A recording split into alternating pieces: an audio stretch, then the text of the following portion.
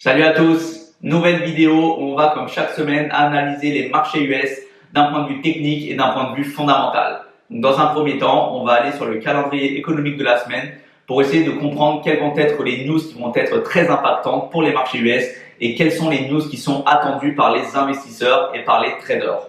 Alors ce mardi 30 juillet, on aura la confiance des consommateurs et également le rapport JOLTS qui est un rapport sur les nouvelles offres d'emploi qui sortent aux États-Unis. Ensuite, sur la journée de demain, on aura la création d'emplois non agricoles ADP, mais on fera vraiment très attention et tous les focus seront sur la décision de la Fed sur les taux d'intérêt. En fait, les investisseurs vont vraiment prêter attention à cette news pour essayer de comprendre quelle va être la politique monétaire des États-Unis et notamment sur le mois de septembre. Est-ce qu'on va avoir des taux inchangés de l'ordre de 5,5% ou bien est-ce qu'on va commencer à avoir une réduction des taux d'intérêt de l'ordre de 25 points de base en allant à 5,25%. Donc ça va vraiment être primordial. On aura vraiment une journée demain qui sera tournée sur les décisions de la Fed sur les taux d'intérêt et également derrière avec la conférence de presse du FOMC. Ensuite, jeudi 1er août, on aura l'inscription hebdomadaire au chômage comme tous les jeudis. Et on aura également les PMI manufacturiers, également PMI manufacturier de l'ISM. Et on finira également cette semaine par vendredi. Qui dit premier vendredi du mois dit NFP, Non-Farming Payroll, et on aura du coup les créations d'emplois dans le secteur non agricole, également adossé avec le salaire horaire moyen et également le taux de chômage. Donc vous voyez ici au menu cette semaine, on a beaucoup de news impactantes et les investisseurs vont vraiment prêter attention à toutes les données macroéconomiques de cette semaine. Et en plus de ça, on a également les releases des entreprises. Donc en fait, on a les publications des résultats financiers des entreprises. Et comme vous le voyez au menu de cette semaine, on a de très grosses entreprises et forcément, ça va impacter les marchés, que ce soit le Nasdaq ou le SP500. Avec par exemple la journée du mardi, on a les publications de Microsoft. On a par exemple sur la journée de mercredi Meta, qui est la maison mère de Facebook. Et on a une énorme journée jeudi avec notamment les publications de résultats des entreprises comme Amazon ou Apple. Donc ici, vous voyez que toutes les entreprises vont continuer à donner leurs publications de résultats. Ça a commencé du coup la semaine dernière avec pas mal d'entreprises et ça se poursuit également cette semaine. Vous voyez bien que d'un point de vue macroéconomique et fondamental, on a beaucoup de choses au programme cette semaine d'un point de vue, on va dire, news à attendre et également les publications trimestrielles et semestrielles des entreprises sur leur bilan financier. Donc maintenant qu'on a un topo sur, on va dire, toute cette analyse fondamentale, on va aller voir sur les graphiques ce qu'il se passe. Alors ici, on va commencer par le SP500. Donc vous le voyez, le SP500, depuis le 17 juillet, il est vraiment en, on va dire, tendance baissière. On a des bas de plus en plus bas et on a des hauts qui sont également de plus en plus bas. Ce qui est intéressant ici, c'est que si on trace un Fibonacci à ce niveau-là de tout le mouvement haussier précédent, on voit ici qu'on est venu chercher à combler le gap qui avait été créé aux alentours du 17 juin. Et ce qui est intéressant ici, je vous le note, c'est que ici nous avions notre gap, on est exactement venu chercher notre gap. Donc en fait, on est vraiment précisément sur une zone qui était pertinente pour les acheteurs. On a potentiellement une zone de rebond technique à ce niveau-là. Et en plus de ça, ici, on avait potentiellement la demand zone, donc dernière bougie baissière avant notre impulsion haussière qui a été créée également avec un gap. Et donc là, vous voyez, le marché s'est arrêté, on va dire, à la confluence, à l'intersection de notre demand zone H4 en plus avec notre gap à combler. Vous voyez, c'est pour ça que pour l'instant, les marchés s'appuient sur cette zone au niveau des 5450 sur le SP500.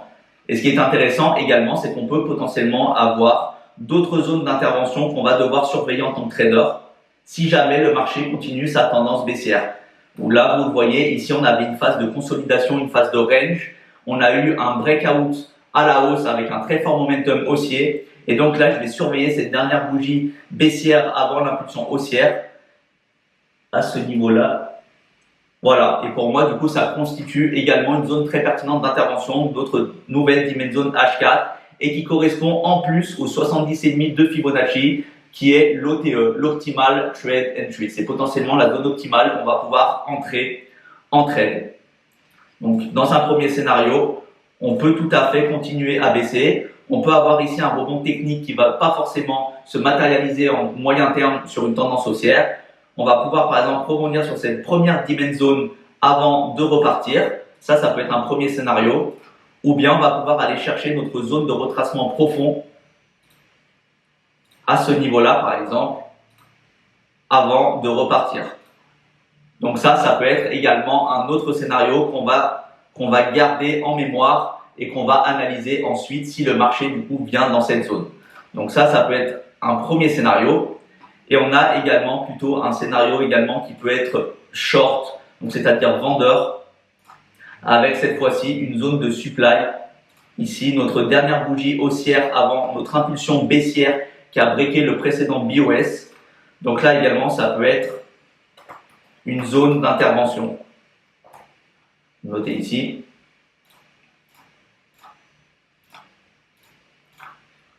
Et vous le voyez, en plus, on a eu la création d'un gap au-dessus. Donc potentiellement, le marché va revenir combler ce gap. Et donc, ça peut corroborer le fait que notre supply zone peut être intéressante à ce niveau-là. Et si en plus de ça, on prend un Fibonacci de toute la tendance baissière qui s'est initiée depuis juillet, vous le voyez ici, ça correspond au niveau des 61,8 et en plus de ça, dans une imbalance qui est potentiellement à combler. Donc ici, on peut également avoir un autre scénario à prendre en considération à ce niveau-là. Donc là, on peut également retracer, venir dans notre supply et continuer ensuite la tendance baissière. Ça peut également être un autre scénario à prendre en considération. Donc si maintenant on part en M30, vous le voyez ici, on a notre dimension zone et notre gap. Et ce qui est intéressant ici, regardez en M30, c'est que lorsqu'on va commencer à détailler et rentrer plus dans le détail dans notre zone, vous le voyez ici, en fait, on a notre dernière bougie baissière qui a donné notre impulsion haussière avec ce gap. Et on va voir si ça nous a donné une zone pertinente d'intervention en M30. Et regardez encore une fois la précision des analyses. On s'est posé exactement au point près sur le SP500 à ce niveau-là. Donc en fait, on a exactement les 5433 qui ont été vraiment surveillés où les traders sont passés à l'achat. On a beaucoup d'achats qui ont été exécutés à ce niveau-là et le niveau a été maintenu par les acheteurs. C'était vraiment un niveau d'intervention qui était très pertinent pour les acheteurs. Et en fait, ici, on voit très bien avec de très longues mèches de rejet. Donc les acheteurs sont vraiment présents et n'ont pas laissé les vendeurs pousser le prix à la baisse. Alors ici en M15, ce qui est également intéressant, c'est que ici, par exemple, on a la création, on va dire, de EQH. Donc vous voyez, on a une zone de liquidité potentiellement qui va être intéressant à surveiller. Je vais vous le noter ici. Et on a cette petite bougie également, dernière bougie haussière, qui a donné l'impulsion de breaker ce précédent plus bas, donc notre BOS. Donc ce qui va être intéressant potentiellement, c'est qu'en fait le marché va pouvoir revenir à l'intérieur pour prendre la liquidité au-dessus des EQH et potentiellement repartir à la baisse. Ça peut être également un autre scénario. Vous le voyez ici, si je prends Fibonacci de tout le mouvement baissier, le dernier mouvement baissier, vous le voyez qu'on correspond à ce niveau-là entre les 50 et les 61,8 de Fibonacci. Donc là, ça peut être également une supply zone très intéressante où le marché peut revenir après avoir pris la liquidité à ce niveau-là, potentiellement, par exemple, revenir ici, breaker les EQH, prendre la liquidité sur notre supply, ensuite réintégrer notre phase de consolidation pour continuer dans notre tendance baissière. Donc ça peut être également un autre scénario. Et vous le voyez, j'essaie toujours d'avoir plusieurs scénarios et ensuite, en fonction de ce que je vais analyser sur les marchés, de quel scénario va s'établir, je pourrais trader en conséquence par rapport au scénario qui avait été établi au préalable. Donc ici, on va dire qu'on est OK pour le SP500. Si maintenant on bascule sur son petit frère qui est le Nasdaq, donc vous le savez, Nasdaq et SP500 très corrélés. Donc vous voyez encore une fois ici, on ne s'est pas arrêté sur un niveau par hasard. Donc là, si on prend du coup le marché en daily, tendance haussière, vous le voyez ici, si on prend un Fibonacci de tout le mouvement complet, le dernier mouvement haussier, vous le voyez à ce niveau-là, on s'est arrêté exactement sur les 50% de Fibonacci. Les 50% qui corroborent également avec ici notre dimension zone daily. Je vais vous le noter ici. Et vous le voyez, elle a très bien fait office de support où les acheteurs se sont montrés présents. Et pour l'instant, on va dire c'est un niveau qui tient. Donc ça, je vous l'avais partagé. Vraiment, le niveau, on va dire des 19 000, c'est un niveau qui tient. 19 000, 18 900, chiffre psychologique. Donc raison de plus pour garder un œil sur cette zone pour voir si on va avoir un rebond technique dessus et si on va repartir en tendance haussière, par exemple en breakant les 20 100. Et là, ce qui est intéressant, c'est que vous pouvez combiner du coup les mouvements avec Fibonacci. Là, on a pris le mouvement complet, le dernier mouvement complet haussier. Mais si l'on prend par rapport à ce niveau-là, vous voyez que ça correspond également au niveau des 70,5 de Fibonacci, à ce niveau-là, sur notre dimension zone. Donc, c'était pour ça que c'était très intéressant de garder en mémoire cette zone et potentiellement avoir une zone de rebond. Donc là, on est en daily. Si maintenant on passe en H4, vous le voyez ici, c'est exactement ce que je vous ai dit. En H4, du coup, on essaie d'avoir un lower time frame, on descend de time frame de daily à H4. Et vous le voyez ici, on a bien une touche sur les 70,5 de Fibo. Et en plus de ça, si on peut affiner notre dimension zone, on a la dernière bougie baissière avant notre impulsion haussière. Donc c'est ici. Et en fait, vous allez comprendre pourquoi on a eu un excès. En fait, l'excès, il était dû à la liquidité qu'il y avait à ce niveau-là. Donc, liquidité avec ce point de liquidité à ce niveau-là. Donc, vous le voyez, on est bien venu chercher cette liquidité. Et on avait également ici de la fair value gap. Donc, on avait encore de l'imbalance à combler. Je vais vous le mettre en jaune cette fois-ci. Et donc là, on avait de la FVG. Donc c'est pour moi tout à fait normal qu'on ait pris du coup un excès sur notre dimension zone pour aller chercher la liquidité en dessous qui était aux alentours des 18 930. Et ensuite, on a une mèche de rejet. Donc les acheteurs se sont manifestés pour ensuite repartir à la hausse. Donc vous le voyez ici, pour l'instant, on est en phase de consolidation. Les acheteurs ont la main sur les 19 000. Et ce qui va être intéressant cette semaine, c'est de comprendre est-ce que cette zone va tenir. Est-ce qu'on va du coup repartir en tendance haussière pour aller breaker par exemple les 20 100 ou bien est-ce qu'on va breaker cette zone avec la FVG et pour venir par exemple aux alentours des 18 650 jusqu'aux 18 600. Donc prochaine zone à tenir en achat, les 18 600. Donc ça peut être également un autre scénario. Et ici, si on est en scénario, on va dire, je vais vous le noter ici, haussier.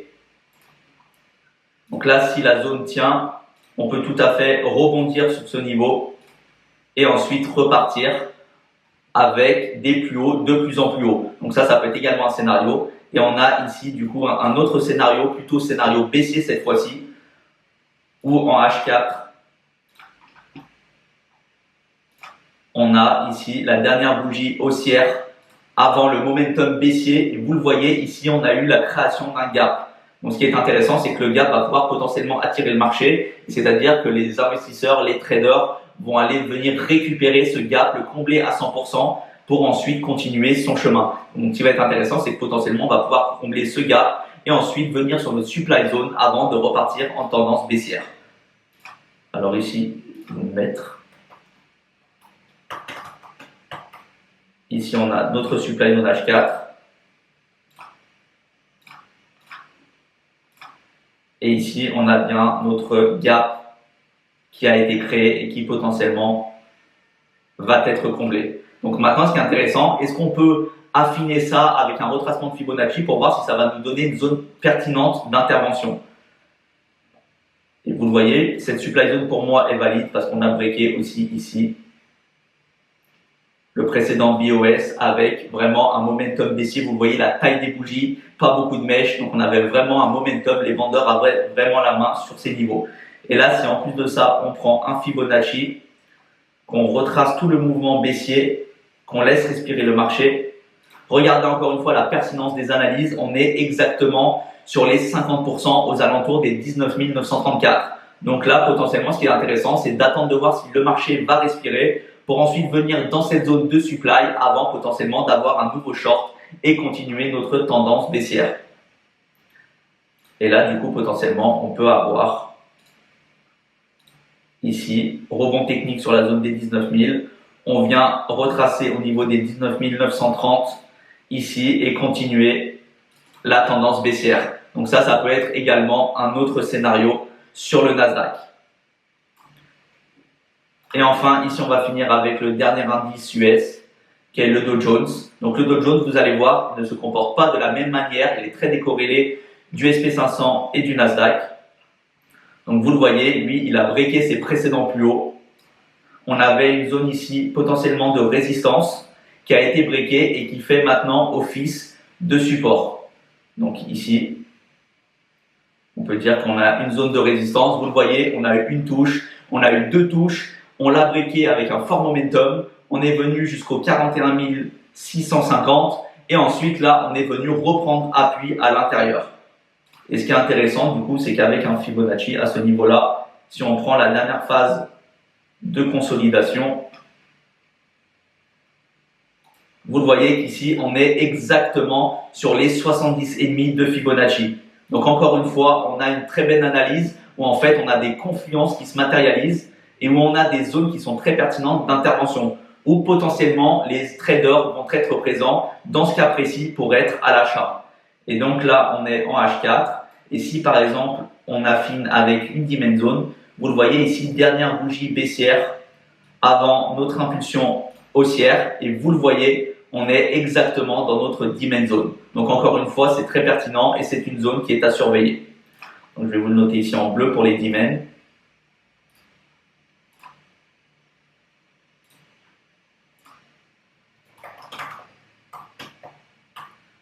Ici, demand zone H4 qui correspond aux 70,5 de Fibo. Et là, ce qui va être intéressant de comprendre, c'est que est-ce qu'on va continuer la tendance haussière, breaker le précédent plus haut aux alentours des 41 650 ou bien est-ce qu'on va retracer et réintégrer notre grande phase de range et de consolidation sur le Dow Jones. Ça va également aussi dépendre des publications des résultats des entreprises et bien sûr de toutes les données macroéconomiques. Mais vraiment, on se sert vraiment de ça pour ensuite assembler avec de l'analyse technique. Et vous le voyez ici, ce qui est intéressant en H4, c'est qu'on a des zones pertinentes d'intervention où notamment ici, on a potentiellement notre supply zone, une potentielle supply zone H4 qui a breaké du coup le précédent BOS aux alentours des 40 080 et là du coup potentiellement le marché va pouvoir revenir à l'intérieur. Donc ça c'est une zone à surveiller. Supply zone H4.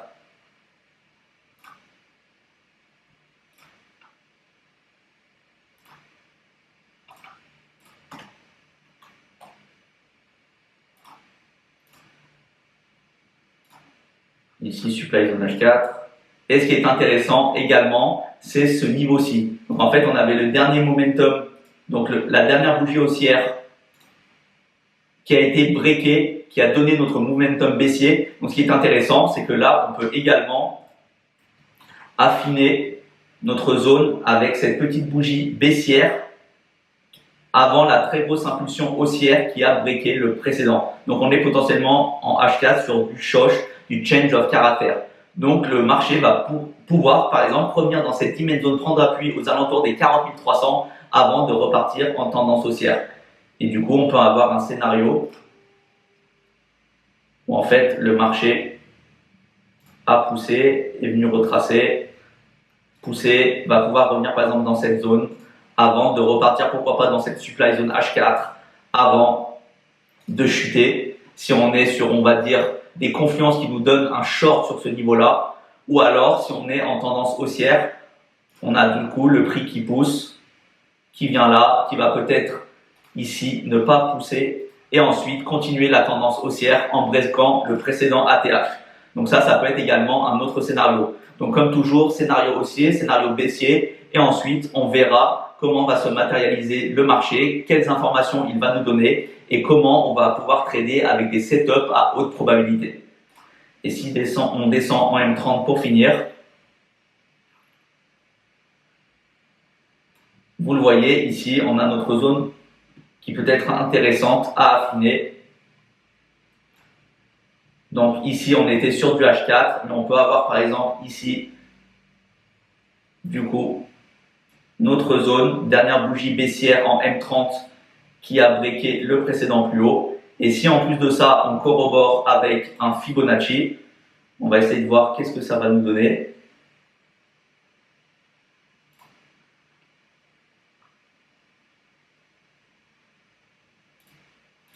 Donc là, vous le voyez, ça nous donne potentiellement un niveau, encore une fois, des 70,5 de Fibonacci. Donc en tout cas, c'est une zone qui est pertinente à analyser, à prendre en considération et essayer de comprendre quelle va être la réaction sur zone. En tout cas, vous le voyez ici, le marché peut tout à fait, il est en phase de consolidation, peut tout à fait revenir dans cette zone M30 avant de pousser le prix et repartir à la hausse. Donc ça peut être également un autre scénario en M30. Vous voyez, on est parti du H4 et on a commencé à affiner en descendant de time frame pour essayer d'avoir une image du marché qui soit la plus précise possible. Donc en tout cas, j'espère que ça a été clair pour vous. Comme chaque semaine, on a analysé les marchés US d'un point de vue technique et également d'un point de vue fondamental pour que vous ayez vraiment une vision des marchés sur les deux aspects. En tout cas, n'hésitez pas à liker ou à partager et dites-moi également en commentaire si ces formats vous plaisent, si on peut continuer ça sur du long terme et qu'est-ce que vous pensez de ces formats. Et également, si ça vous aide, si jamais vous prenez des trades par rapport à mes analyses, je serais très content d'avoir vraiment vos retours et qu'est-ce que vous avez pensé de vos trades. Donc en tout cas, merci à vous d'avoir suivi cette vidéo et on se retrouve pour une prochaine vidéo.